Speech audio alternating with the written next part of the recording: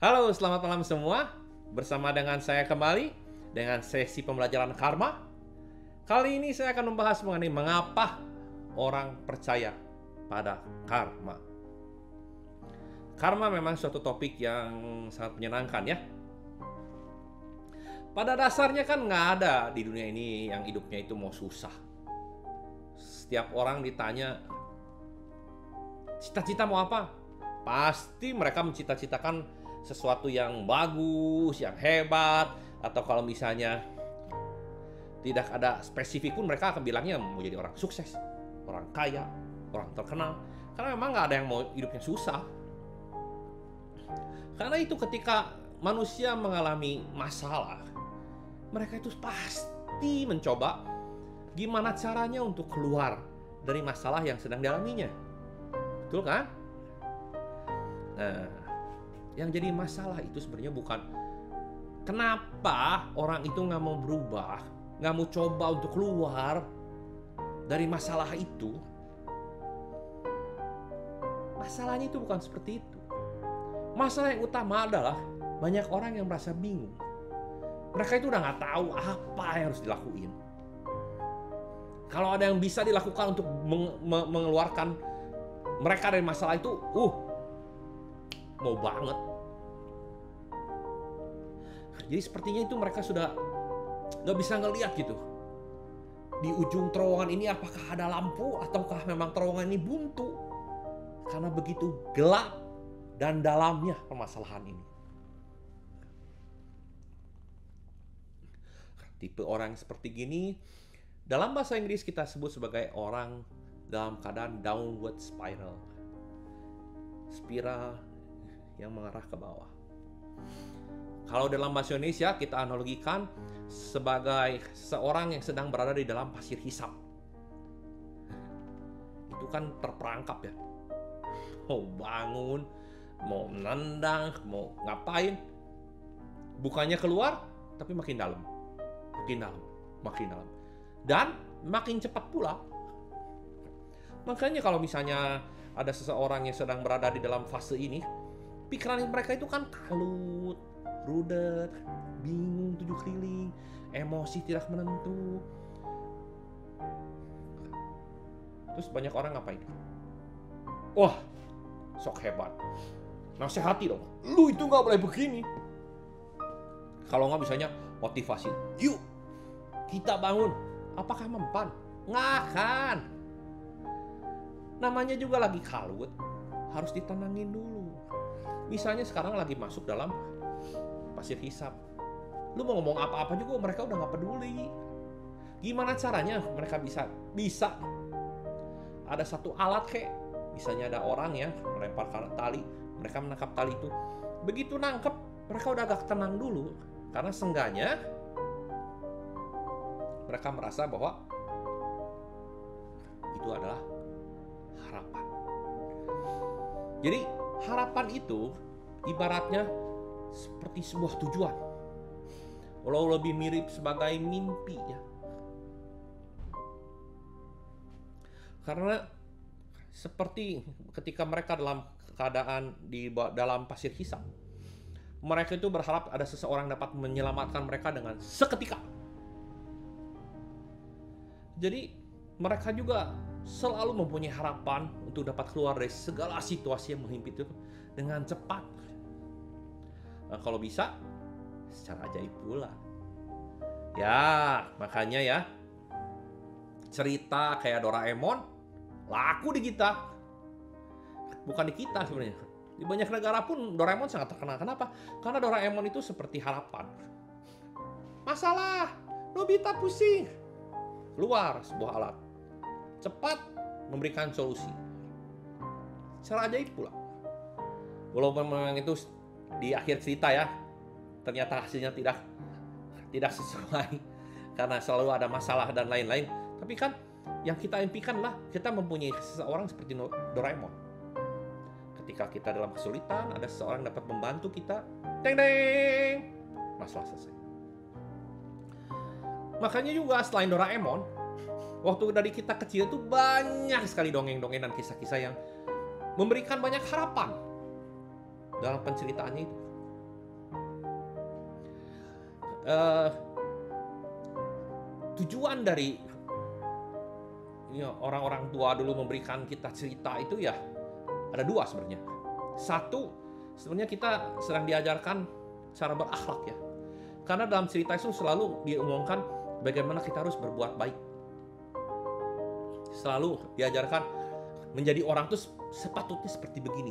Ini adalah seorang yang berkelakuan baik. Antagonisnya berkelakuan sangat jahat.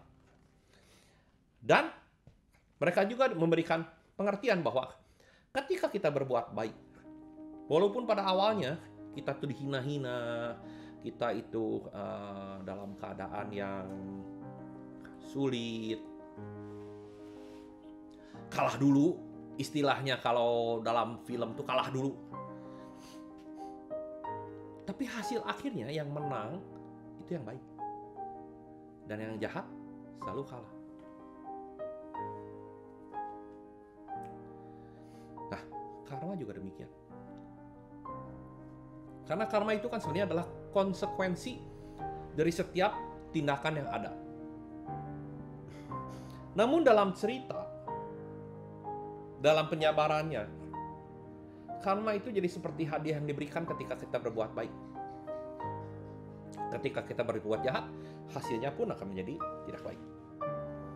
Seperti yang tadi dibilang ya, karena dalam cerita itu paling gampang kan untuk mengajarkan adalah melalui storytelling, melalui cerita.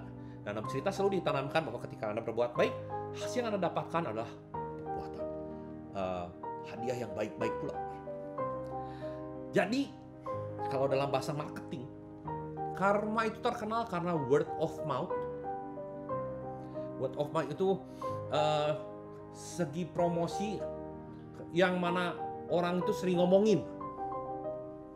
Jadi karma itu sering dibahas, sering diomong-omongin, jadiin bahan perdebatan banyak lah. Karenanya istilah karma dan konsep ini dari dulu, dari nggak tahu kapan sampai nanti kapanpun nggak akan pernah bisa hilang.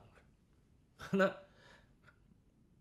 kita akan tahu lah, nanti kita akan ngomongin kenapa sampai nggak bisa hilang. Karena walaupun juga ada beberapa agama yang mengajarkan karma dalam kehidupan ini, ya, tapi akan saya jelaskan dan jelaskan lebih detail bahwa kita tidak membahas karma ini dari segi agama. Jadi walaupun ada agama tertentu yang memang menggunakan konsep karma, ada beberapa yang lain yang tidak menggunakan istilahnya, tapi intinya adalah kurang lebih sama. Artinya ada sesuatu sebagai konsekuensi dari suatu tindakan yang Anda lakukan. Jadi secara konsep sama semua. Kita tidak melihat karma ini dari segi spiritual, dari segi yang di luar logika. Tapi kenapa? Walaupun kadang-kadang agama pun sudah mengajarkan bahwa dalam suatu aksi akan ada reaksi. Ketika karma beredar di masyarakat, maknanya jadi beda. Maknanya menjadi seperti hadiah dan hukuman. Hadiah lagi, hukuman lagi. Karena konsep karma ini sangat menggiurkan. Nggak gimana menggiurkan. Kunci dari segala keberhasilan dalam hidup, berbuat baik. Kalau kita berbuat baik, aduh nanti kamu relasinya bagus-bagus semua. Aduh nanti kamu rezekinya, aduh dikasih sama yang di atas habis-habis. Nanti kamu dapet jodoh yang bagus, keluarganya harmonis. Nggak perlu kita belajar, nggak perlu kita sekolah, nggak perlu kita training, capek-capek cari pengalaman, dimarahin orang, ditipu. Nggak perlu itu. Berbuat baik, hasilnya akan datang berlimpah. Coba. berapa orang yang tidak tergiur dengan hal itu. Apalagi ketika Anda sedang berada dalam pasir hisap tersebut. Ketika tidak ada sesuatu yang dapat Anda kerjakan, ketika sesuatu yang Anda lakukan pun tidak berbuah, tidak menghasilkan seperti yang Anda inginkan, karma menjadi suatu konsep yang memberikan secerca harapan. Nah ya, yang selalu ngasih tahu cerita bahwa ketika kita harus berbuat baik maka akan mendapatkan hal baik. Siapa aja? Orang tua pasti, mungkin kakek nenek, terus paman, bibi, semua ngajarin kita kan biar kita jadi anak yang baik. Guru, kenapa? Guru juga kan salah satu orang tua kedua lah yang mengajarkan kita kompas moral. Orang yang punya pengaruh di kehidupan kita, bos-bos, pemuka agama pun, pejabat pemerintah, selalu ngomongnya gitu kan, berbuat baiklah. Budaya yang berlaku di lingkungan kita pun seperti gitu.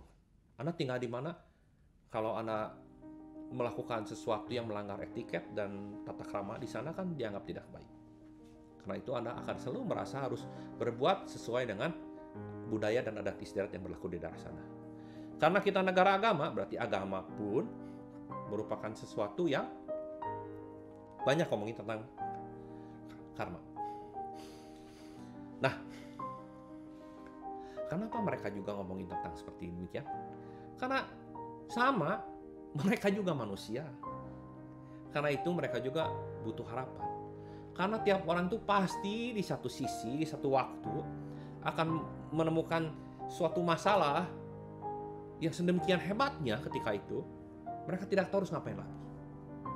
Dan itu sering terjadi pada setiap manusia. Bukan kamu aja, bukan saya aja, semua.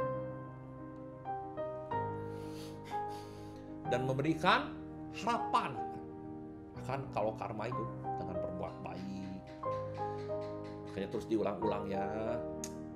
Kalau berbuat baik nanti akan dapetin hal yang baik. Nanti kamu pasti akan dikasih ganjarannya. Ya. Nah ini kan caranya memasukkan data ke dalam pikiran ya. Dilakukan berulang-ulang. Ketika sesuatu diulang-ulang terus menerus, ini akan menjadi namanya belief atau kepercayaan. Nah, pengen tahu kayak gimana caranya? Gampang. Coba sebutkan suatu pernyataan apapun. Mau kalian ngibul kayak, nggak masalah. Tapi tanggung sendiri ya. Jangan buat yang terlalu ngibul. Karena kalau terlalu ngibul juga kita kan jadi bingung. Bisa kita ngomong, manusia bisa terbang. Kan ngibul. Tapi kita buatlah satu pernyataan tertentu. Misalnya, papa mama saya lebih sayang pada adik saya daripada ke saya. Apakah itu benar atau enggak? Terserah. Coba Anda lakukan terus berulang-ulang setiap hari dan setiap saat. Biasanya waktu yang dibutuhkan adalah 21 hari. Ketika kita sudah mengulang hal tersebut selama kurang lebih 21 hari tanpa putus, apapun kenyataan yang ada di depan mulai akan terasa bingung. Kamu sudah nggak ngerti apakah memang benar-benar papa mama kamu lebih sayang ke adik kamu atau enggak? Karena belief system kamu atau sistem percaya kamu akan lebih mempercayai hal-hal yang selalu kamu ulangi. Makanya kita sudah nggak boleh ngomong kata-kata yang jelek, selalu ngomongin kata-kata yang buruk. Kenapa? Karena begitu kita mempercayai hal itu, itulah yang akan menjadi kenyataan dalam kehidupan kita. Dan ini yang akan Anda percayai sebagai hal yang benar dan nyata. Jadi ada beberapa paham yang saya ambil contoh, yang dibilang bahwa kalau Anda melakukan ini akan memberikan karma baik pada Anda. 1. Membantu orang lain yang sedang dalam kesusahan. 2. Sering melakukan donasi atau kegiatan sosial. Dan 3, dalam beberapa kebudayaan ada yang disebut, kalau secara kebudayaan Chinese disebutnya function. function adalah melepaskan binatang-binatang kembali ke habitatnya. Jadi ceritanya membebaskan makhluk hidup agar mereka itu jangan dikungkung. Mereka itu misalnya ada yang mau dibunuh karena mau kita makan, mereka itu kita lepaskan. Dengan melepaskan mereka itu kita dapat karma baik. Nah, apakah betul ketika kita melakukan hal tersebut, kenyataannya kita akan mendapatkan yang baik? Kita bahas dengan hati dan pikiran yang terbuka ya, karena mungkin konsep ini akan sangat bagi beberapa orang tidak mengenakan. Saya akan bahas dari yang pertama dulu. Membantu orang lain sedang dalam kesusahan. Misalnya, suatu waktu ada saudara lah, kita bilang, yang sedang dalam kesusahan datang untuk meminjam uang. Apa yang akan Anda lakukan? Apakah membantu orang lain yang meminjamkan uang selalu akan berakibatkan, misalnya ketika kita butuh, akan ada orang lain yang dapat meminjamkan uang pada kita? Belum tentu.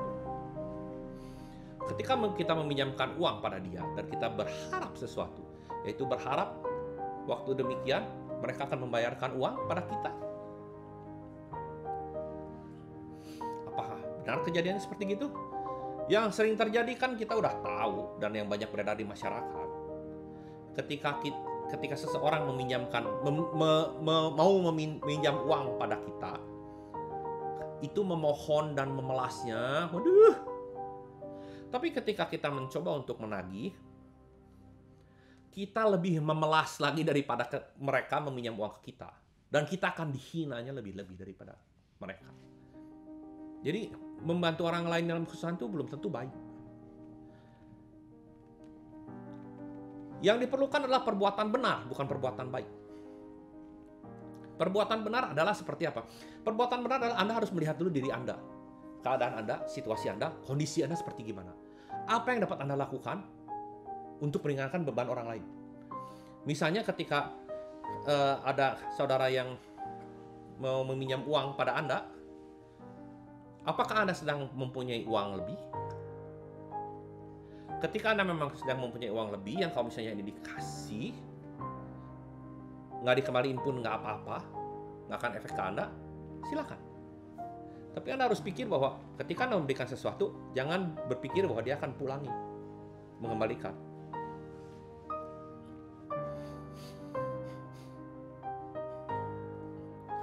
Jadi misalnya Anda mempunyai beberapa ratus ribu, katakanlah 200 atau 300 ribu. Ketika Anda memberikan uang ini pada saudara Anda, dan saudara Anda tidak mengembalikan uang ini, tidak akan berarti bagi kehidupan Anda. Ya sudah, berikanlah. Jangan meminjamkan, berikanlah. Jadi membantu orang lain itu kita harus juga lihat dalam konteksnya. Karena apa yang kita pikir berbuat baik, belum tentu berbuat baik bagi dia. Jadi Anda harus tahu itu. Dan kalau misalnya Anda sedang membantu orang lain yang dalam kesusahan dan ya seperti tadi dibilang, Anda berharap sesuatu, dan ketika harapan itu tidak sesuai dengan kenyataan, ketika Anda sedang ingin menagih kembali uang itu dan Anda dicaci maki, ketika Anda sedang mengalami kesusahan uang dan mencoba untuk meminjam balik kepada orang itu dan tidak diberi, ataupun misalnya ketika Anda dalam kesusahan dan mencoba untuk mencari bantuan dari orang lain, ternyata tidak ada yang membantu, Anda tidak akan kecewa. Anda tidak akan merasa sedih. Karena ketika Anda membantu orang lain, tidak bisa dibilang bahwa akan menghasilkan karma yang sama dengan perbuatan Anda. Malah ketika Anda memberikan uang yang mana sebenarnya Anda juga membutuhkannya atau keluarga Anda membutuhkannya, bayangkan, bukan karma baik yang akan diterima. Omelan dari sang istri yang akan diterima karena jatah untuk makan keluarga menjadi berkurang. Bukan yang baik. Sama dengan misalnya kita sering melakukan donasi atau kegiatan sosial. Ketika Anda sering melakukan donasi, apa yang Anda harapkan? Ketika Anda memberikan donasi, langsung semua dari kantong Anda. Bila tiap hari terus melakukan seperti ini dan tidak ada pemasukan, yang terjadi adalah uang Anda akan makin lama makin habis. Tidak ada uang lagi. Apakah bagus? Tidak. Karena itu, donasi itu menurut agama ada porsinya masing-masing ya. Berbuat yang benar. Ada porsinya masing-masing. Pentingin dulu untuk kita dan keluarga kita, baru kita dapat memberi pada orang lain. Bila kita belum dapat mencukupi pribadi kita sendiri, gimana kita mau memberi pada orang lain? Kalau itu terjadi, donasi atau perbuatan baik yang Anda lakukan, itu bukan murni perbuatan baik. Mungkin Anda ingin ego, ingin nama, atau mungkin ada sesuatu di balik itu semua. Satu lagi yang tadi sudah dibilang, function, itu melepaskan binatang ke alam, bebas. Misalnya Anda ngomong mau dapat jodoh, harus membebaskan berapa banyak burung, berapa banyak ikan.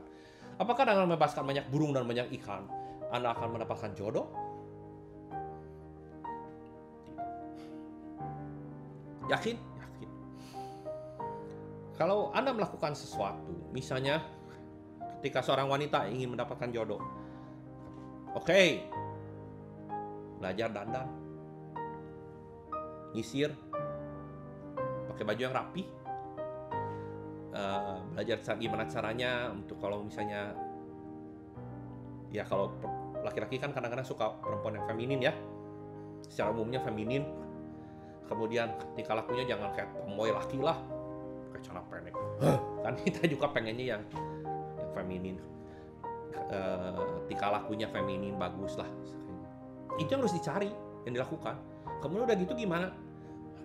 Mulai main lah bersama dengan teman-teman, ketemu dengan siapa, membuka lingkungan teman yang baru. Pergilah misalnya, kalau misalnya ada kegiatan di keagamaan, misalnya ke gereja, atau misalnya ke tempat sembahyang apalah, atau misalnya mulai nanya-nanya ke teman, punya teman nggak yang masih single? Itu kan namanya usaha. Itu akan lebih dapat jodohnya. Tapi kalau misalnya kita sekarang membebaskan binatang banyak, tapi rambut jarang keramas, pakai baju sembarangan, ketemu orang lain, siapa yang mau?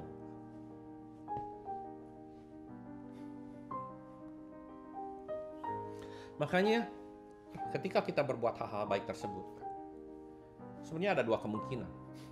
Satu, tidak terjadi apa-apa. Kedua, benar dapat ganjaran. Karena itu orang suka ngomong juga, enggak lah, mana mungkin tuh di sini berbagi itu terus dapat yang dia pengen. Kenapa? Karena kemungkinan besar yang mendapatkan ganjaran itu mereka berbuat sesuatu. Yang tidak terjadi apa-apa yaitu berbuat baik saja, stop sampai di sana. Ketika Anda ingin mendapatkan suatu pekerjaan yang bagus, ketika Anda melakukan suatu perbuatan yang baik, setelah itu cobalah untuk mencari pekerjaan. Caranya dengan misalnya membuat surat lamaran, nanya-nanya ke teman apakah ada lowongan. Itu yang harus dilakukan. Tapi enggak, kebanyakan orang berbuat baik, udah gitu sampai di rumah tidur. Nanti udah gitu, aduh karma gua nggak bagus ya, kok gua nggak dapat kerjaan. Gimana dapat kerjaan? Nah kalau orang yang mendapat ganjaran dengan berbuat baik, hati orang itu akan menjadi lebih senang karena merasa berguna bagi sesama. Ketika Anda merasa berguna bagi sesama, Anda merasa bahagia, percaya diri Anda akan meningkat. Dan dengan menggunakan kepercayaan diri itu melakukan sesuatu. Misalnya ketika melakukan interview, Anda akan lebih percaya diri sehingga ketika di interview, Anda akan dapat tersenyum dengan baik, menjawab pertanyaan dengan cepat, lugas, dan tangkas, sehingga orang yang mencari pekerja akan suka dengan cara Anda bertingkah laku.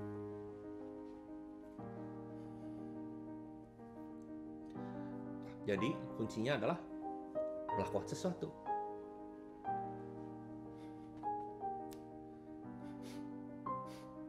Ya. Nah, coba lihat juga pada orang-orang yang sudah mengajarkan kita, misalnya orang tua, guru, orang-orang berpengaruh.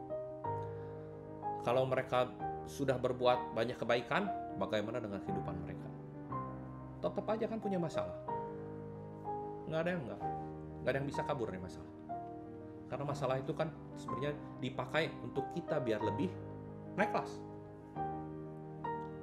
Bukan hilang masalah sama sekali.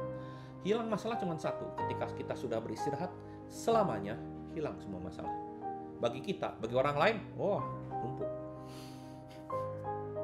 Kalau mereka bilang berbuat dengan kebaikan, karena kebaikan itu bukan buat gue juga, nanti buat kamu juga, buat generasi ke belakang. Udah dari berapa lama itu kakek nenek semua udah pada ngomong kayak gitu. Harusnya udah sampai batas kita yang menikmati dong. Buktinya masih banyak yang enggak. Jadi, apa berbuat baik itu tidak penting?